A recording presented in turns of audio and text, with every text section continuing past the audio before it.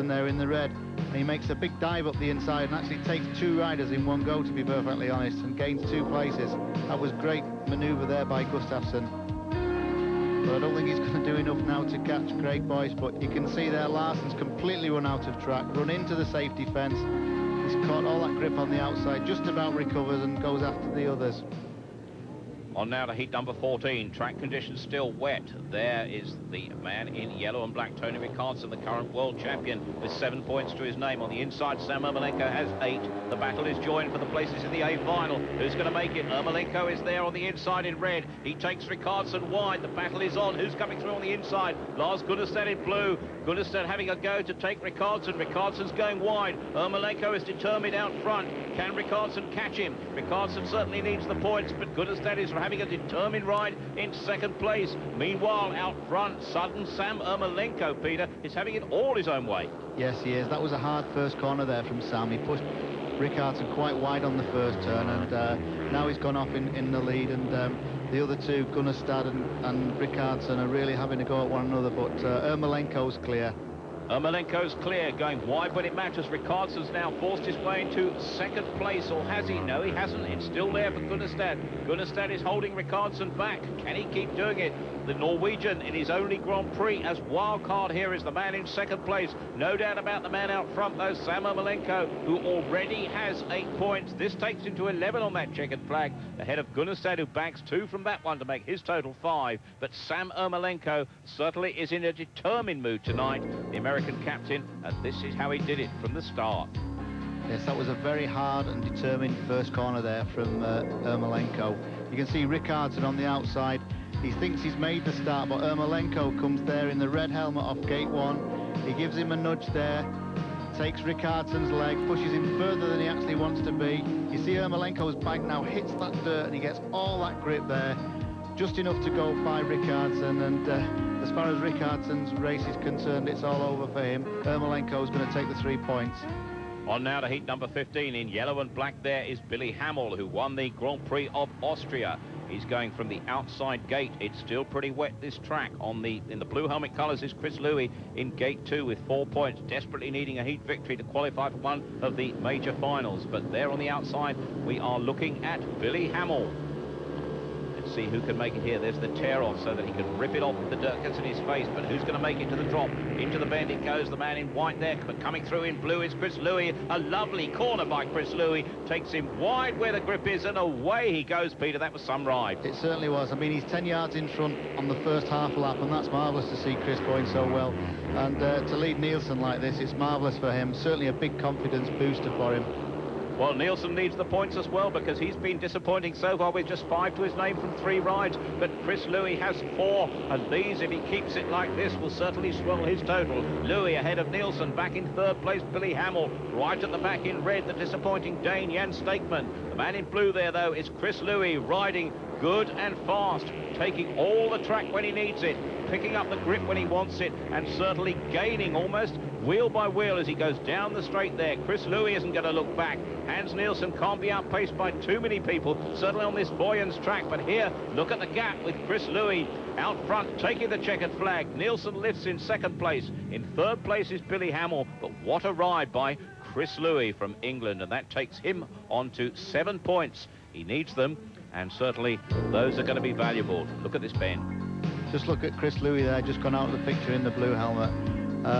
Nielsen's in pursuit, but Louis is clear now, and he seemed to come off the inside gate there, Louis, and just when he gets to the corner, he rides a completely different line to what he should. He misses the inside altogether, runs straight for that dirt, and Nielsen seems to be on the receiving end there. Look at that dirt flying all over Nielsen's engine, and that really does slow you down, and a face full of that really dampens your enthusiasm, I can tell you. On now to heat number 16. More star quality here in Tommy Knudsen, who's going in the red helmet colours from the inside. Coming up there in blue is the controversial Pole, Thomas Golob. We can see the wet track has allowed the ruts to develop, but there are high point scorers here. Knudsen's on the inside. Golob, Lerem and Hancock each have 6 points apiece and are all battling for honours in the major finals. But Tommy Knudsen, who won his first 2 races, finished second in his 3rd outing. He is suffering from a rib injury. I don't know whether that's going to affect him before the end of this meeting, but here we go. Once again there in the blue helmet colours, Thomas Golob is squeezed out this time. The man in yellow is Greg Hancock, going round the outside. Pulling it up in blue is Golob. Going wide in red is Tommy Knudsen. Now taking Knudsen is Mark Lerem into 3rd place. Knudsen disappointing for him at the back. That is absolutely amazing after the speed he's shown in the last 3 Grand Prix meetings, but no doubt about the quality of the man out front. Greg Hancock here is looking fast and furious, and Knudsen is looking almost eclipsed at the back, because between them there we have Thomas Golob and Mark Lerem, Peter. Yes, you know, Tony, this Vojens track is really working good tonight. I mean, we're getting some great racing, good overtaking, and there's lots of grip out there. It's really, really good speedway. I know people complain about there not being enough grip out there, but that's absolutely great today. Well, certainly great for the man who's leading there, because Greg Hancock is certainly making no mistake here in picking up the 3 points. Surely he's going to take that checkered flag and bag 3 more to take him on to 9 and a chance of a place in that final. Greg Hancock the winner, ahead of Thomas Golob and Mark Lerem. Amazingly, an eclipse though for Tommy Knudsen, but the American is happy, and that takes Greg Hancock on to 9 points, and certainly in with a real chance. Well, here we've got a rear view of the start from Tommy Knudsen on gate 1 there in the red helmet. And you look there, the rider in blue, Thomas Golob, really clouts him as they get to that corner. The rider in yellow runs around the outside, Greg Hancock. A lovely turn there from Greg. And all sorts seems to be going on there on that turn, because Knudsen seems to be dropping back now. But you can see it again there. Knudsen's really in the thick of things. And he gets a nasty knock there from Thomas Golob. But Knudsen's gone wide, and the other 2 riders have gone by him. He's looking there. He seems to be in no man's land. There's dirt bouncing off his engine there. You can see that. And Golob seems to now have the bike lined up. He's getting lots of grip there, and I think it's going to be curtains for Knudsen at this stage. But you can see Hancock there. He can't see any of this going on behind him. 16 races then over and done with, and look at that, Sam Ermolenko up there with 11 points, so he really is going for that A final. Greg Hancock on 9, he too makes a big move up the leaderboard. Tony Rickardson on 8, and Thomas Golob also on 8. Tommy Knudsen, courtesy of that last ride, drops down to, well out of the points at the moment, so Tommy Knudsen got to pick up the pace after such brilliant rise in the early evening. 8 points to him. Nielsen now on 7, Chris Louis on 7, and Billy Hamill too on 7. Likewise, Lerem and Boyce, Gustafsson and Gunnestad both have 5. Cox on 4, Stateman on 2, Smith on 1, and Josh Larson with no points. Barry Briggs, we talked about Sam Ermolenko a little bit earlier on, and he really has picked up the pace, hasn't he? Oh, he's immaculate. He's getting better and better. It goes on, but you just wonder what's going to happen in the final. It's all come right, though, hasn't it, at the moment, with the fact that Knudsen has had a bad ride in that last heat for him. So Ermolenko getting a bigger jump up the leaderboard than we would have expected. There's going to be a scramble in the Keith for when who gets in the final. It looks to be a cluster of them coming there that are going to have to fight over it or come up with what rule is efficient to get who's the final. Well, we're going to see what happens with that a little bit later on, of course. Simon Wigg, Chris Louis having another brilliant ride as well in Heat 15. It was a good win. He really has got himself on the pipe now, hasn't he? Yeah, he has.